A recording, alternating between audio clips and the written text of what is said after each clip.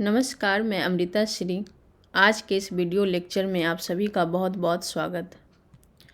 आज हम हिंदी साहित्य के इतिहास में छायावाद पर विचार करेंगे। छायावाद हिंदी साहित्य के आधुनिक युग की वह काव्य धारा है जो लगभग 1918 ईस्वी से 1936 ईस्वी यानी उच्छ्वास से युगांत तक की प्रमुख युगवानी रही और जिसमें जयशंकर प्रसाद, सूर्यकांत त्रिपाठी निराला, सुमित्रा नंदन पंत, महादेवी वर्मा आदि प्रमुख कवि हुए और स्वच्छंदता जिसकी मूल प्रवृत्ति है। वह स्वच्छंदता जो हमें व्यक्ति, समाज और राष्ट्र के साथ साथ शिल्प के स्तर पर भी देखने को मिलता है।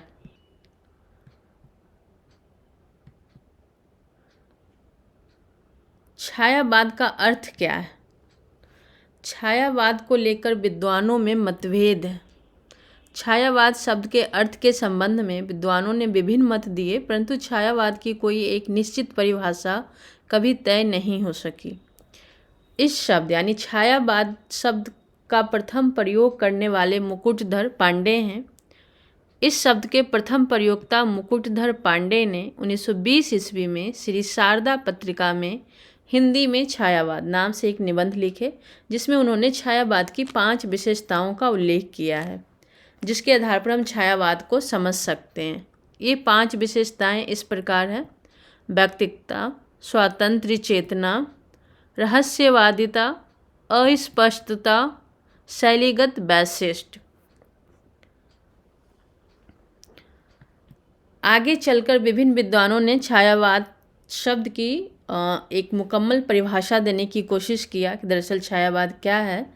तो सबसे पहला परिभाषा जो छायावाद का है वो महावीर प्रसाद द्विवेदी का है। वो कहते हैं कि छायावाद से लोगों का क्या मतलब है कुछ समझ में नहीं आता है। शायद उनका मतलब है कि किसी कविता के भावों की छाया यदि कहीं अन्यत्र जाकर पड़े तो उसे छायावादी कविता कहना चाहिए। यानी महावीर प्रसाद द्विवेदी का मानना है कि जो कविता में जो बातें कही जा रही है वो स्पष्ट और सीधे तरीके से न कहकर घुमा फिरा कर कहा जाए तो शायद छायावादी कविता उसको कहते होंगे। फिर हमारे आचार्य रामचंद्र शुक्ल अपने हिंदी साहित्य के इतिहास पुस्तक में छायावाद को परिभाषित करते हुए कहते हैं, छायावाद शब्द का प्रयोग 2 अर्थों में समझना चाहिए। एक तो रहस्यवाद के अर्थ में, जहाँ उसका संबंध काव्य वस्तु से होता है, और दूसरा छायावाद शब्द का दूसरा प्रयोग काव्य शैली या पद्धति विशेष के व्यापक अर्थ में। अब यहाँ आचार्य रामचंद्र शुक्ल छायावाद शब्द की जो व्याख्या करते हैं, छायावाद की जो परिभाषा देते हैं, उसमें उन्होंने छायावादी कविताओं में 2 स्तरों पर छायावाद को देखा। एक तो जो उन कविताओं के विषय वस्तु है उसमें भी, और एक उन विषय वस्तु को प्रस्तुत करने का जो तरीका है, जो काव्य शैली है, जो पद्धति है, जो टेक्निक है, उसमें भी उनको रहस्यवादिता दिखता है। इसके बाद डॉक्टर नगेंद्र ने छायावाद की परिभाषा किया जो काफ़ी अच्छी परिभाषा माना जाता है, और इस मायने में अच्छी कि वो छायावाद को एक तरीके से परिभाषित सटीक तरीके से परिभाषित करती है। तो डॉक्टर नगेंद्र कहते हैं कि छायावाद स्थूल के प्रति सूक्ष्म का विद्रोह है। अब यहाँ 2 चीज़ें हैं, स्थूल और सूक्ष्म। यानी कि छायावाद से पहले की जो कविताएं थी, द्विवेदी युगीन कविताएं या भारतेंदु युगीन कविताएं, वो एक तरीके से स्थूलात्मक कविताएं थी वहाँ। तो छायावाद उस स्थूल के प्रति सूक्ष्म का विद्रोह, यानी छायावादी जो कविता है उसमें सूक्ष्मता पर महत्व है। इसके बाद डॉक्टर नामवर सिंह हैं, वो छायावाद की परिभाषा करते हुए कहते हैं कि छायावाद उस राष्ट्रीय जागरण की काव्यात्मक अभिव्यक्ति है जो एक और पुरानी रूढ़ियों से मुक्ति चाहता था और दूसरी ओर विदेशी पराधीनता से। यानी कि छायावादी कविताओं में सामाजिक और राष्ट्रीय दोनों स्तरों पे जो घटनाएं चल रही थी उस समय हमारे देश में, उसकी अभिव्यक्ति है।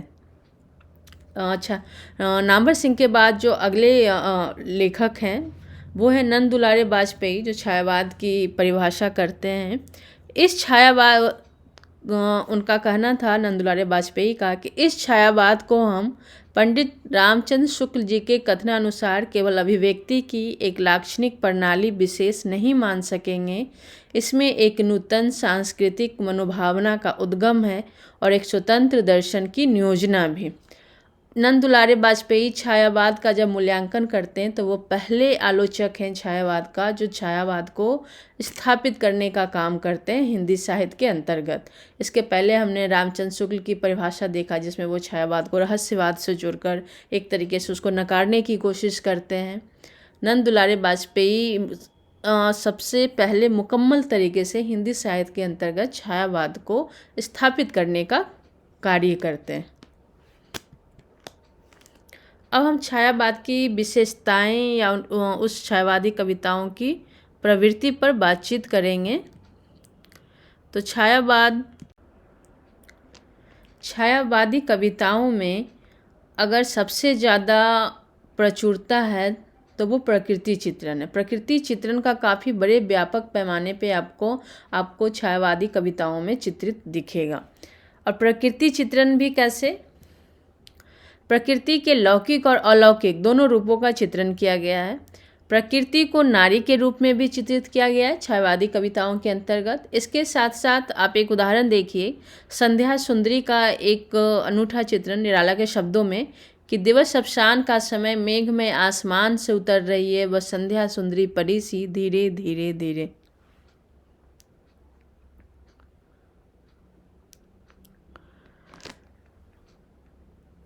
इस छायावादी काव्य धारा के सारे कवि आपको प्रकृति के पुजारी दिखेंगे। पंत, प्रसाद, निराला आदि सारे कवि प्रकृति को नारी के रूप में भी चित्रित करते हुए दिखेंगे आपको। और एक इन कवियों के प्रकृति चित्रण की एक खास विशेषता है, वह यह कि इनके प्रकृति चित्रण में कहीं भी वासनात्मक या ऐन्द्रिक चित्रण आपको नहीं दिखेगा। विषाद और दुख में भी आदर्श चित्रण दिखता है। छायावादी काव्य का प्रत्येक चित्र आपको विस्मय, आश्चर्य से भरने वाला चित्र है। प्रकृति का जो रहस्य है, प्रकृति का जो रहस्यात्मक रूप है, उसको बांध लेने वाला चित्र आपको छायावादी कविताओं के अंतर्गत दिखेगा। अगली जो विशेषता है छायावादी कविताओं की, वह है व्यक्तिवाद की प्रधानता। छायावादी कविताओं में समाज की जगह व्यक्ति प्रधान है। इसी आधार पर छायावाद की आलोचना भी कहीं कहीं होती है कि वो खुद में इतना खोए हुए रहते हैं कि वो समाज से भागने की कोशिश में लगे रहते हैं। जैसे छायावादी कवि हैं जयशंकर प्रसाद, उनकी एक बहुत महत्वपूर्ण कविता है, काव्य गीत है लहर, गीतात्मक कविता है ये, तो जिसमें वो कहते हैं, ले चल नाविक मुझे भुलावा देकर मेरे नाविक धीरे धीरे, ले चल मुझे भुलावा देकर मेरे नाविक धीरे धीरे। तो ये इस पंक्तियों को आधार बनाकर छायावाद की आलोचना की जाती है कि भाई ये कहाँ जाने की बात कर रहे हैं, ये समाज की जो वास्तविक जो जगत है, जो यथार्थ की दुनिया है, इससे भागने की कोशिश में है। तो ये जो व्यक्ति खुद में डूबे रहने के कारण जो एक समाज की जगह व्यक्ति प्रधान है, और जिसके कारण ये ऐसी कविताएं लिखी जा रही थी कि ले चल मुझे भुलावा देकर मेरे नाविक धीरे धीरे। तो इन काम पंक्तियों को आधार पर एक तरीके से छायावाद को पलायन का काव्य भी कई आलोचकों ने कहा है कि ये सामाजिक सच्चाइयों और सामाजिक यथार्थगत वास्तविकता से कहीं ना कहीं भागने की कोशिश कर रहे थे। छायावादी कवि विभिन्न समस्याओं का समाधान बाह्य जगत में न खोजकर मानव मन में खोजता है। व्यक्तिवाद की प्रधानता के कारण ही छायावादी कविताओं में आपको मैं शैली में दिखेगी, उनकी कविताएं मैं शैली में लिखी हुई दिखती है। और मैं शैली पे एक कविता भी है, मैंने मैं शैली अपनाई देखा एक दुखी निज भाई, दुख की छाया पड़ी हृदय में झट उमर वेदना आए। और एक चीज़ यहाँ और ध्यान रखना है कि छायावादी कवियों की जो मैं शैली या जो व्यक्ति है, ये व्यक्ति ठीक है, व्यक्ति की प्रधानता है, लेकिन व्यक्ति से जो समाज की यात्रा है वो व्यक्ति के द्वारा समाज की यात्रा करते हैं। जो ऐसा नहीं है कि समाज बिल्कुल सिरे से गायब है। अभी आपने पीछे देखा नामवर सिंह ने कहा कि सामाजिक और राष्ट्रीय दोनों आंदोलनों की अभिव्यक्ति हुई है छायावाद में। तो व्यक्ति से समाज की यात्रा ये करते हैं, यानी व्यक्ति महत्व है, महत्वपूर्ण है छायावादी कवियों के यहाँ, छायावादी कविताओं में, लेकिन समाज बिल्कुल सिरे से गायब भी नहीं है।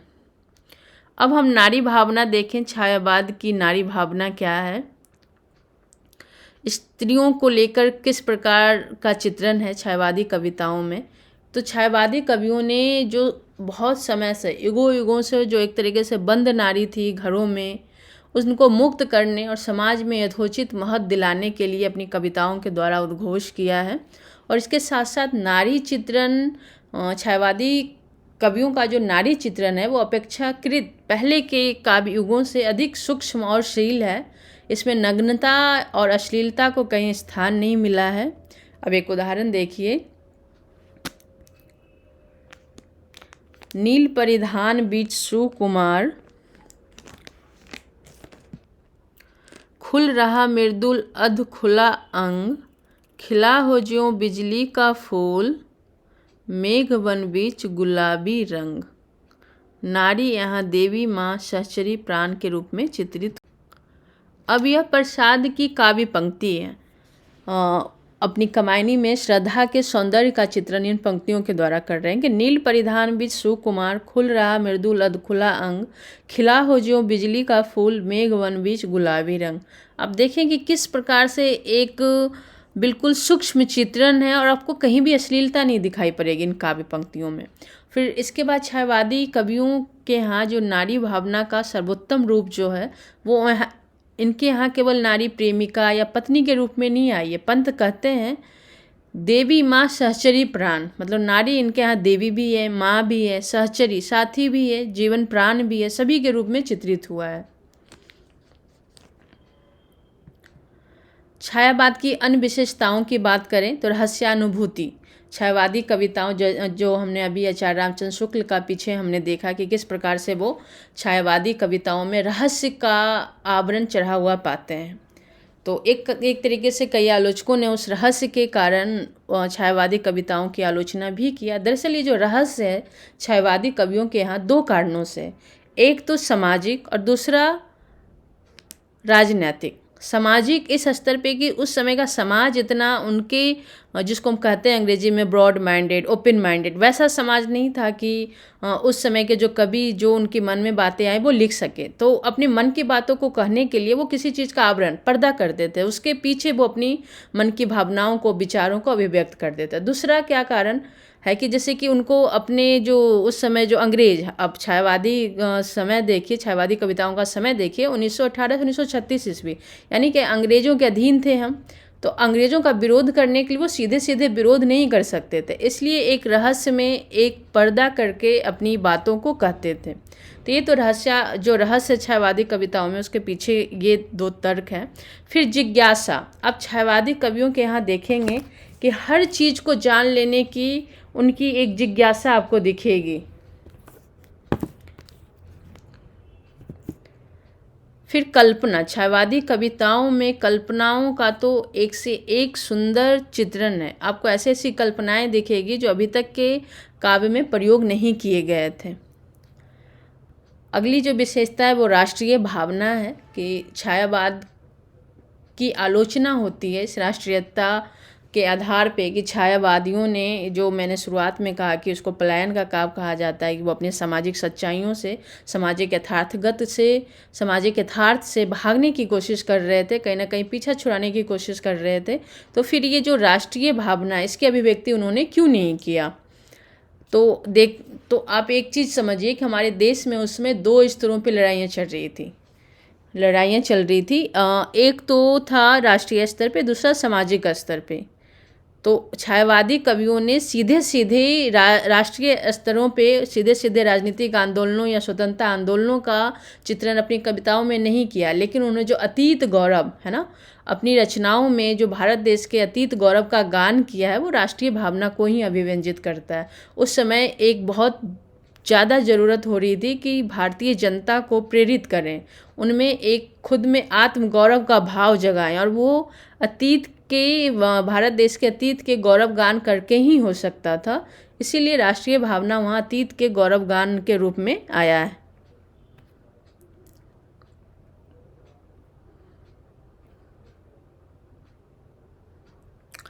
अगली विशेषता वेदना। आप आंसू नाम से तो एक काव्य ही है जयशंकर प्रसाद का, तो आपको वेदना, दर्द दिखेगा आपको सारे छायावादी अधिकांश कवियों की कविताओं में। अब छायावादी कविताओं के शिल्प पक्ष की बात करें तो अलंकार, एक से एक अलंकार योजना आपको दिखेंगे। मुक्त छंद, ये सबसे बहुत ज़रूरी है। अभी तक जो छायावादी कविताओं से पहले जो कविताएं लिखी जा रही थी वो सारे छंदबद्ध कविताएं थी, छंदों में बद्ध होकर कविताएं लिख रहे थे लोग। लेकिन छायावाद वो कविता के इतिहास में वो पहला युग है जो मुक्तों को छंदों को तोड़ने की बात कर रहा है, छंद को बिल्कुल भूल कर लिखने की बात कर रहे हैं, छंद में बद्ध होकर नहीं लिख रहे हैं।